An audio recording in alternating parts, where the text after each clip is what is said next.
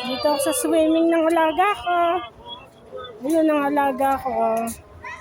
Nasuswimming siya.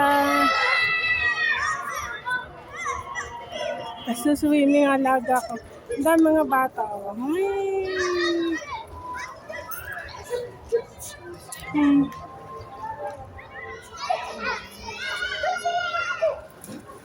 Ayun yung bantay.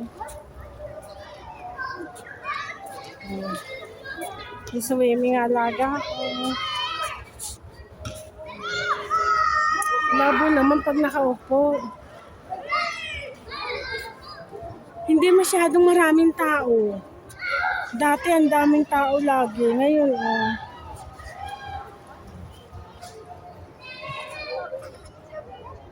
konti pa lang yung nagsuswimming. Nag-uwi kasi yung iba maaga nagpunta, alas 4 pala nagpuntahan na sila.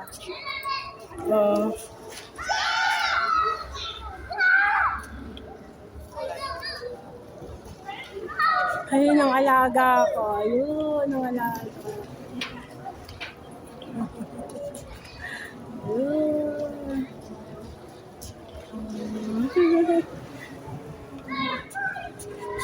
Ay,